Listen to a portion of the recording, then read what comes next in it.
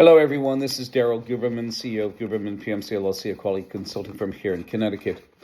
And I just want to tell you this. We've been in quality for over 40 plus years, been in business for 14 years, quality certifications and also quality consultation.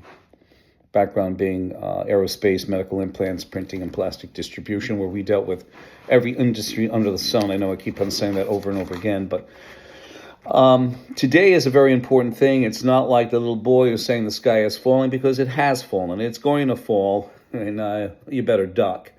I exposed a fact about on April 17, 2024, I was stood up in Congress at the DHS subcommittee, which I wasn't invited to talk, but I got up and I showed the committee the two documents that basically gave all rights to Boeing's suppliers, and Boeing gave up on-site auditing for over 22 years.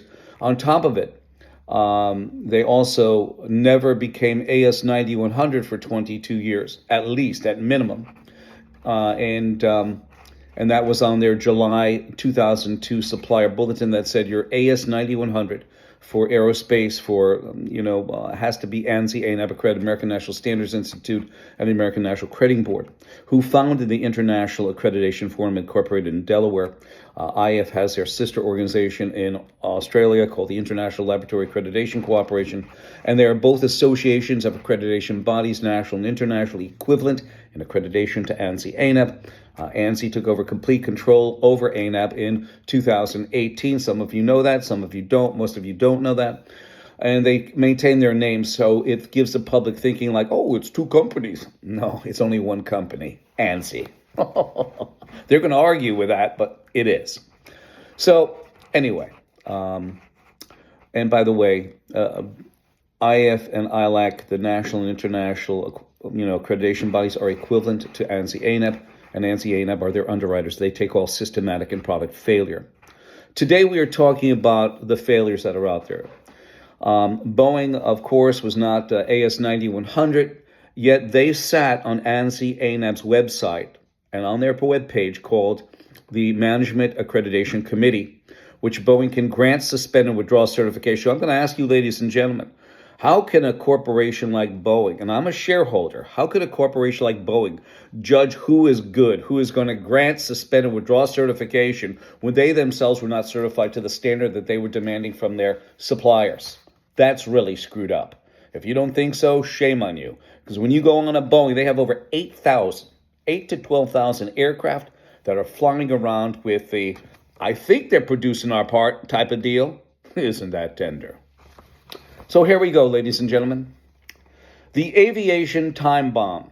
Ladies and gentlemen, fellow travelers, and those who trust the skies.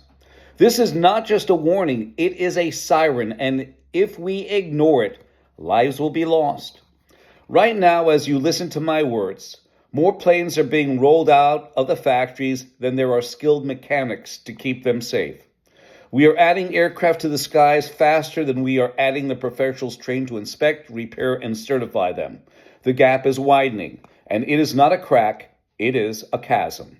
Engines are catching fire, bolts are loosening mid-flight, panels are falling off at 35,000 feet. Hopefully you don't get hit by one of them. These are not isolated incidents, they are warning shots. And here is a terrifying truth. Many of the planes you board are not new. They are 12, 15, even 25 years old. Every mile they fly adds strain, stress, and wear. But without enough qualified aircraft and power plant certified mechanics, without the experienced eyes to catch what machines and sensors cannot, the margin for error grows razor thin. And I want to be completely clear. It is not always Boeing's fault. It is not always Airbus's fault. Sometimes it's not even the airline's fault. The real enemy is the vacuum of expertise, the shrinking workforce under the crushing pressure, forced to do more with less, racing the clock while lives hang in the balance.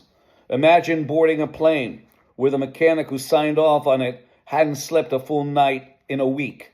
Imagine an aircraft that should have had a full inspection but didn't because the team was stretched to its breaking point. This is not a distant possibility. It is now happening in real time.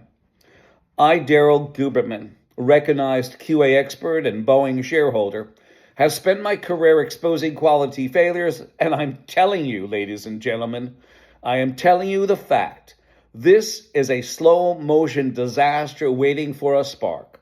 And when that spark hits, when the next mid-air catastrophe makes headlines, remember this moment. It was preventable.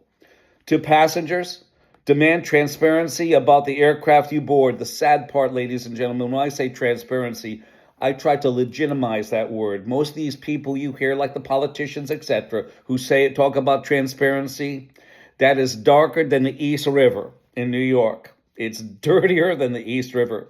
When you hear the term robust, that means it's a failure. I've been in quality a long time. I've watched these jokers and how they speak. We're going to continue. To the industry, stop putting profit before protection. To regulators, your silence is absolutely unbelievable. And we've written many, FAA, DOT, DHS. I stood up, and the sadness is, ladies and gentlemen, is that sitting on the American National Standards Institute, the American National Crediting Board, are our federal agencies, many of them, and corporations like Lockheed and Boeing, and Pfizer and Johnson & Johnson, who have atrocious quality records, yet they sit on the Dalai Lamas of quality. No lie. We've got it. Pfizer skipped quality processes in producing the vaccine for the shot, right?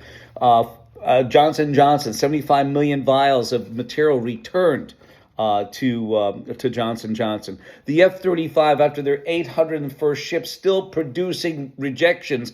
And that started on an Inspector General's report that I have from 2013, where it said that Lockheed Martin and its suppliers and subcontractors did not follow proper AS9100 systems and procedures. And that came from 2013, 12 years ago, and they're still producing crap. And then you have Boeing. The door pops off. They have cracking going on the fuselage on the 787. They have fudging in the documentation. We've got that too on that aircraft. You can't make this up. To the regulators like the FAA, who granted Boeing FAA agency privileges in 2009. Yes, ladies and gentlemen, that Boeing could inspect, self-certify their own aircraft technologies like the MCAS system that killed almost 300 people in the Ethiopian Air and Indonesian Air, and also aircraft designs. And then after those two aircraft went down in 2018 and 19, you had an FAA spokesperson come out and say, and we've got the document, this is no bullshit. The FAA never allows policing or self-certification of aircraft, and they're full of shit. They sit also in ANSI ANEP. You have four agencies that sit on ANSI ANEP, not just as members, but as customers paying a fee. The DHS, the DOJ, Department of Commerce, and FDA. The FDA certified ANSI ANEP to do third-party food safety certification. The DHS had a guy, Phil Matheson, who represented the DHS on ANSI ANEP's board, getting paid $262,000 plus his federal salary. You have another guy from NIST, the National Institute of Standards and Technology, part of the Department of Commerce, getting $120,000 plus his federal salary. And nobody digs into this. Our news media is impotent. They're like eunuchs. That's what they are. Shame. When I held those two pieces of paper up, if you go Daryl Guberman Boeing, Daryl Guberman Boeing, Boeing, and I'm a shareholder, I had Bloomberg and Politico come up to me and say, we can't tell anybody.